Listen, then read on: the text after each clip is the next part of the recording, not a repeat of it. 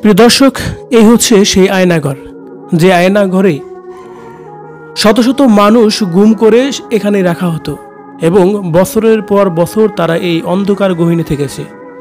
না শুনতে পারছে বাহিরের কোনো আজান, বাহিরের কোনো শব্দ, না শুনতে পারছে মানুষের কোনো কোলাহল ও পাখির কোনো শব্দ।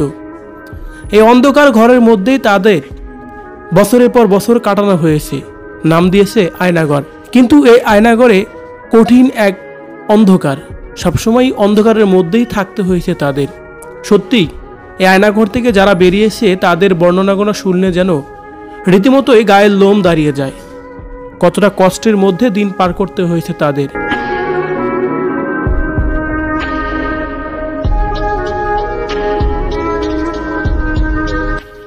গহীন এই আয়নাঘরের ভিতরে আপনি থাকলে কতদিনই বা থাকতে পারতেন?